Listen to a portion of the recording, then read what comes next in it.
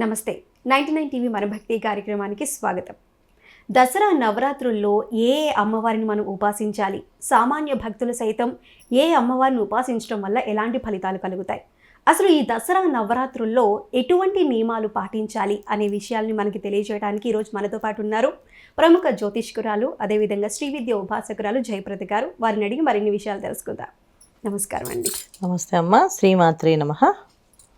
జయప్రద గారు, ముఖ్యంగా ఇప్పుడు దసరా నవరాత్రులు అయితే ప్రారంభమయ్యాయి. మనం చూసుకుంటే ఒక్కొక్క అమ్మవారు ఒక్కొక్క రూపంలో ఉన్నారు నవదుర్గలుగా.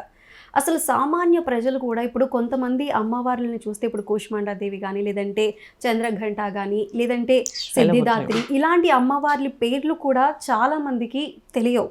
అలాంటి అమ్మవార్లను మనం ఉపాసన చేసేటప్పుడు అసలు ఏ విధంగా ఉపాసన చేయాలి, ఈ 9 రోజుల్లో ఏ అమ్మవారికి ఎలాంటి నియమాలతో ఈ ఉపాసన చేయడం కానీ, ఆరాధించడం కానీ ఏ విధంగా చేయాలంటారు?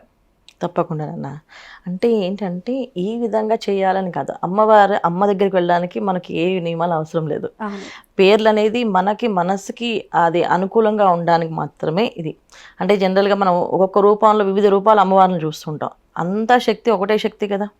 మొత్తం లోకంలో పాలించే శక్తి ఒకే శక్తి. ఆ శక్తి అందరూ ఏంటంటే ఎవరికి నచ్చిన రూపాన్ని వాళ్ళు ఎంచుకొని, నాకు లక్ష్మీ అమ్మవారంటే ఇష్టం, నాకు లలిత అమ్మవారంటే ఇష్టం, నాకు దుర్గా అమ్మవారంటే ఇష్టం అని అనుకోవడానికి మన మనసుకి అమ్మవారు ఈ రూపంలో కావాలని. కానీ నన్ను అడిగితే అమ్మ అంటే పసిపిల్లలు అమ్మ దగ్గరికి ఎలా వెళ్ళిపోతారో వాళ్ళు మా అమ్మ అనుకొని, సో మనం అమ్మవారి దగ్గరికి అలా వెళ్ళచ్చు. ఈ రూపం ఆ రూపం అని లేదు. కాకపోతే ఏంటంటే కొన్ని రూపాలని ఎందుకు పూజిస్తాము అంటే కొన్ని శక్తి సంహారణ అవ్వడం వల్ల అమ్మవారు ఆ రూపంలో వచ్చింది కనుక ఆ రూపాన్ని గౌరవించడము, ఆ రూపాన్ని ప్రేమించడము, ఆ రూపాన్ని మనం శరణం వేడుకోవడం అనేది జరుగుతుంటుంది. అయితే ఈ కాలంలో మనకి అంటే ఒక్కొక్క యుగంలో అమ్మవార్లు దైవశక్తి అనేది రూపం మారుతూ వచ్చింది. కృతయుగంలో చూసుకుంటే మనకి ఖచ్చితంగా జపము విపరీతమైన తపస్సు చేస్తే కానీ భగవంతుడు కనిపించేవాళ్ళు కాదు.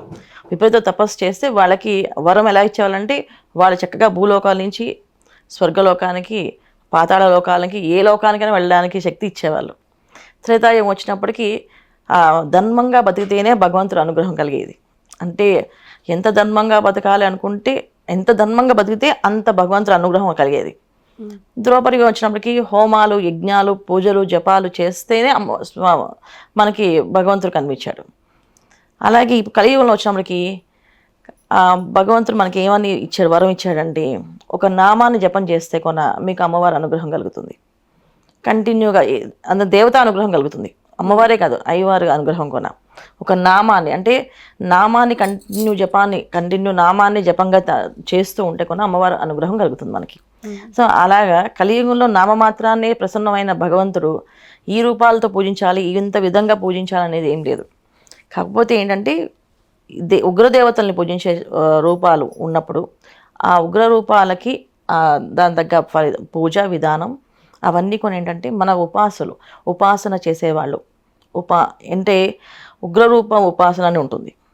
సో వాళ్ళు సాత్విక రూపాలు వేరు, ఉగ్ర రూపాలు వేరు. సో అమ్మవారిని ఎన్నో రకాలుగా ఉన్నారు. కాకపోతే ఉపాసించే విధానం అనేది ఉంది. కొందరి అమ్మవారిని చాలా కోపంగా ఉపాసిస్తుంటారు, నాకు ఇలా కావాలమ్మా, చేసి పెట్టాలి, కోరిక తీరాలని చెప్పేసి. సో ఇలాగ చేసుకునే ఉపాసనలోనే ప్రత్యంగర అమ్మవారిది దశమహావిద్యలు అన్నీ కూడా ఏంటంటే కొంచెం ఉగ్ర రూపాలు, ఉగ్ర స్వరూపము. అంటే వెళ్ళాలంటేనే భయపడుతున్నట్టు ఉంటుంది. కానీ అక్కడ కూడా అమ్మవారే, అది విడిగా కాదు. కాకపోతే నవరాత్రుల్లో స్పెషల్గా అమ్మవారిని ఆ విధంగా పూజించడానికి కారణం ఏంటంటే వధించింది కనుక, రాక్షసుని వధించింది అమ్మవారు. అంటే అమ్మవారిని మనం కూడా అలా పూజిస్తే మనలో ఉన్న దుర్గుణాలని వధింపజేస్తామని, అంటే ఆ దుర్గుణాలని తొలగించమని అమ్మవారిని వేడుకోవడం అనమాట. సో అందుకని అంతగా గట్టిగా పూజించాలి అనుకునే వాళ్ళందరూ అలా ఉపాసించవచ్చు. అంటే చాలామందికి జపము అనుష్ఠానం ఉంటుంది. ఆ జపానుష్ఠానం ఉన్న వాళ్ళందరూ అలాగే పూజిస్తారు.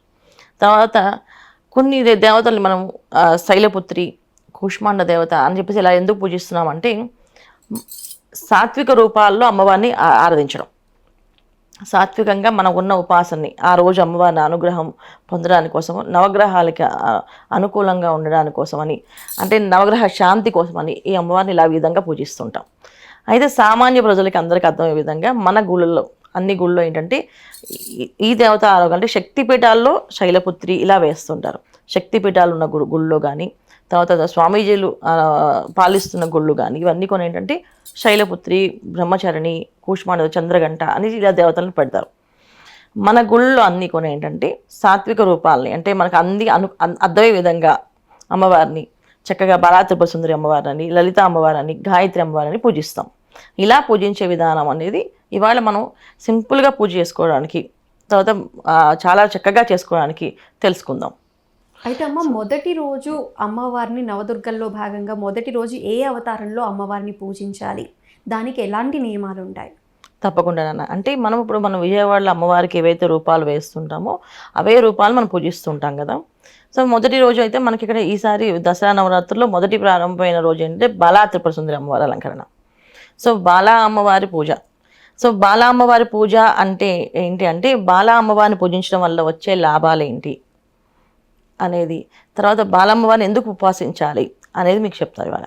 అంటే జనరల్గా బాలమ్మవారిని పూజిస్తే ఇచ్ఛాశక్తి, క్రియాశక్తి, జ్ఞానశక్తి స్వరూపిణి ఆవిడని ఈ రూపంలో పూజించితే ఈ లాభం వస్తుంది కాదు, కాకపోతే సామాన్య ప్రజలకు అర్థం అవ్వే విధంగా చెప్తున్నాం.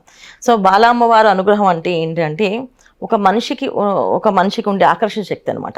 సో ఇవాళ నేను మీతో మాట్లాడాలంటే మీరు మీద నాకు అనుకూలంగా అభిప్రాయం కలిగి మాట్లాడడం, మీకు నా మీద అనుకూలంగా ఉండే అభిప్రాయ భేదాలు లేకుండా అనుకూలంగా మాట్లాడుకోవడం. సో ఆకర్షణ శక్తి కోసం. అయితే చాలామంది ఏంటంటే బాలా అమ్మవారు ఉపాసన చేసే వాళ్ళకి ఎదుటి వాళ్ళు ఏం ఆలోచిస్తున్నారు, ఎదుటి వాళ్ళు ఏం చెప్తున్నారు అనేది వీళ్ళకి ముందుగా తెలుస్తుంది. సో అంతటి శక్తి ఆవిడిస్తుంది అనమాట ఉపాసన చేసే వాళ్ళకి. సో బాలా అమ్మవారి పూజ మన ఇంట్లో చేసుకోవడం అంటే, మామూలుగా సింపుల్గా చేసుకునే వాళ్ళు చక్కగా మొదటి రోజు ప్రారంభం చేసి 9 రోజులు చేసుకునే విధానం ఒకటి ఉంటుంది, లేదు ఒక రోజే స్పెషల్గా చేసుకునే విధానం ఒకటి ఉంటుంది. అయితే 9 రోజులు చేసుకునే వాళ్ళు విధానం ఏంటంటే, మొదటి రోజు పాడ్యం రోజు అమ్మవారి అలంకరణ, చక్కగా పూజా విధానం చేసుకోవడము, చక్కగా కుంకుమార్చన అమ్మవారికి చేసుకోవడం, బాలా అష్టోత్తరం ఉంటుంది, బాలా త్రిపుర సుందరి అష్టోత్తరం ఉంటుంది, ఆ స్తోత్రం చదవడము, లలితా సహస్రనామం చేయడం. ఈ విధంగా చేయాలి. అది ప్రతిరోజు పొద్దున్న సాయంత్రము చేయాలి ఈ పూజలు. అయితే చేసే వాళ్ళు ఏంటంటే మొదటి రోజు నుంచి 9 రోజులు చేద్దాం అనుకునే వాళ్ళు సంకల్పం అనేది ఖచ్చితంగా ఏ రోజైతే మొదటి రోజు ఏ సంకల్పం అనుకున్నారో అది కంపల్సరీగా పాటించవలసిన నియమం ఉంటుంది. ఈ 9 రోజులు ఒక సంకల్పం అనుకుని దాన్ని 9 రోజులు మనం కంటిన్యూ పాటించాలి. అది మిస్ అవ్వకూడదు. అంటే చాలా మంది పొద్దున్నే పూజ చేసుకొని ఆఫీస్కి వెళ్ళిపోతాం అనుకునే వాళ్ళు ఖచ్చితంగా పొద్దున్నే అదే టైంకి, అంటే ఏ టైంకి ప్రారంభం పూజ చేస్తామో ఆ టైంకి ప్రారంభం చేసాలి పూజ ప్రతిరోజు. ఆ విధంగా చేసుకుంటూ ఆ రోజు నైవేద్యం పెట్టేసి వెళ్ళిపోవడం. లేదు కొంతమంది సాయంకాలమే పూజ చేసుకుంటారు. పొద్దున్న ఉద్యోగాలకు వెళ్ళిపోయే వాళ్ళు సాయంకాలం పూజ చేసుకుంటాం అనుకుంటారు. చక్కగా సాయంకాలం పూజ చేసుకునే వాళ్ళు సాయంకాలం వరకు ఉపవాసం ఉండి ఆ రోజు మొదటి రోజు ప్రారంభించడం సాయంకాలం వరకు ఉపవాసం ఉండాలి. సాయంకాలమే అమ్మవారికి పూజ చేసుకుని నైవేద్యం పెట్టి అప్పుడు ఆహారం తీసుకోవాలి. పగలంతా పలహారం కొని తీసుకోకూడదు, మామూలుగా పళ్ళు రసాలు తీసుకోవాలి. సో ఉండలేని వాళ్ళు, షుగర్ పేషెంట్లు అలా ఉన్న వాళ్ళు మాత్రం పలహారం తీసుకోవచ్చు. కానీ ఉండగలిగిన వాళ్ళు మాత్రం చక్కగా ఉపవాసం అనేది ఉండి సాయంకాలం పూజ చేసుకోవాలి. ఈ విధంగా బాలా త్రిపుర సుందరి అమ్మవారికి అలంకరణ పూజ. అయితే మొదటి రోజు ఏవైతే సంకల్పం అనుకుంటే ఆ సంకల్పం మానకుండా చేయడం. ఎవరైతే ఎక్కువ స్పెషల్గా చేయాల్సింది బాలా త్రిపుర సుందరి రోజు అంటే వివాహాలు అవ్వట్లేని వాళ్ళకి, అంటే వివాహం మా ఇంట్లో మా అబ్బాయి ఉన్నాడు, అమ్మాయిల కంటే అబ్బాయిలకి ఫస్ట్ ఇది ముఖ్యంగా. సో ముఖ్యంగా అబ్బాయిలకి ఎందుకు చేస్తున్నామంటే వాళ్ళ జాతకంలో శుక్రుడు ఒక అనుగ్రహం లేకపోతే వివాహాలు ఆలస్యం అవుతాయి చాలా మందికి. కొంతమందికి వివాహాలే అవ్వవు అండ్ ప్రయత్నం చేస్తూనే ఉంటారు, కానీ ఆ సమయం దాటిపోతుంటుంది కానీ వాళ్ళకి వివాహం జరగదు.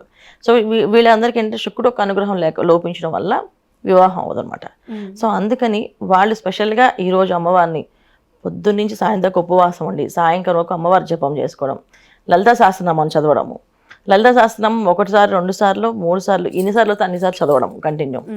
చదవలేని వాళ్ళు అనేవాళ్ళు వినడము, లలితా సహస్రం వినడము, చక్కగా లలితా అమ్మవారిని మంత్ర జపం చేసుకోవడం. బాలా అష్టోత్తరం, బాలా త్రిపుర సుందరి అమ్మవారి మంత్రం ఉంటే ఆ మంత్రాన్ని కంటిన్యూ జపం చేయడం, రిపీట్.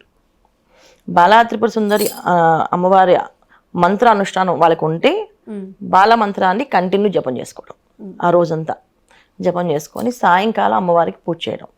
ఏ విధంగా పూజ చేయడం అంటే చక్కగా అమ్మవారికి పూలతో అర్చన చేసి పసుపు రంగు చామంతి పూలతో అమ్మవారికి పూజ చేసి లేత ఆకుపచ్చ రంగు చీరని అమ్మవారికి తాంబూలంగా సమర్పించి ఒక సువాసినికి కొన అలాంటి పూజ చేసి చక్కగా, అంటే సువాసిని పూజ అని చెప్పి అంటాం.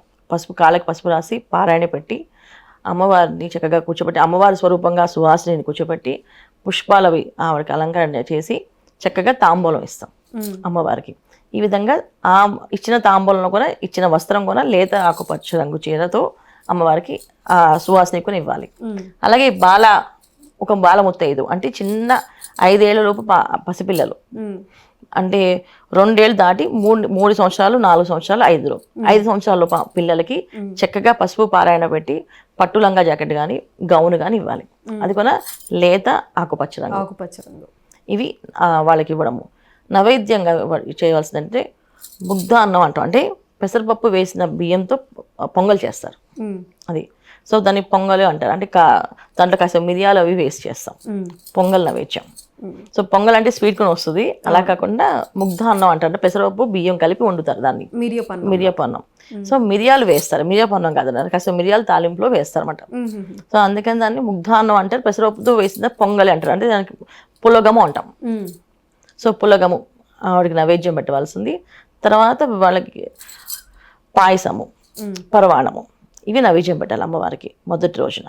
ఈ నైవేద్యం పెట్టడము పొద్దున్న ఒక నైవేద్యము, సాయంకాలం ఒక నైవేద్యం, రెండు. అంటే పొద్దున సాయంత్రం చేసేవాళ్ళు పొద్దున ఒక రకమైన నైవేద్యాలు పెట్టుకోవడము, సాయంకాలం ఒక నైవేద్యం పెట్టుకోవడం. సో ఖచ్చితంగా సాయంకాలం నైవేద్యం పెట్టుకునే వాళ్ళు మహానైవేద్యం పెట్టాలి. లేదు పొద్దున పూజ చేసి సాయంకాలం పూజ చేసేవాళ్ళు సాయంకాలం మహానైవేద్యం, అంటే అన్నం పప్పు కూర పచ్చడి వేసి అమ్మవారికి నైవేద్యం పెట్టి, మనం ఇలాగ భోజనం చేస్తాం కదా ఆ సాయంకాలం, చేసేవాళ్ళు ఖచ్చితంగా మహానైవేద్యంతో పాటు కాస్త పులిహోర, వడలు ఇలా నైవేద్యం పెట్టుకోవాలి. ఈ విధంగా బాలా త్రిపుర సుందరి అమ్మవారిని అలంకరణ పూజ చేసుకునేది. సో వివాహాలు కావాల్సిన మగపిల్లలు ఎవరైతే ఉన్నారో వాళ్ళు విశేషంగా ఈరోజు కంటిన్యూ బాలా అమ్మవారి ఉపాసన జపం చేసుకుంటూ మంత్రాన్ని అనుష్ఠానం చేసుకుంటూ వీళ్ళు 11 మంది బాలలకి పసుపు రాసి పారాయణ పెట్టాలి.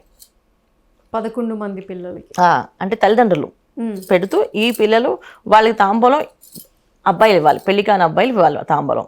సో పసుపు పారాయణ వాళ్ళు రాయట్లేదు, అమ్మ కానీ చెల్లెలు కానీ అక్క కానీ ఎవరైనా ఒకరు రాయొచ్చు. వీళ్ళ చేతితో తాంబూలం ఆ పిల్లలకి ఇవ్వాలి. సో బాలలందరికీ 11 మందికి. సో స్తోమత ఉన్న వాళ్ళు చక్కగా 11 మందికి భోజనము చక్కగా తాంబూలం ఇవ్వడం, లేని వాళ్ళు కాస్త ఒక్క అమ్మాయికైనా చేయాలి.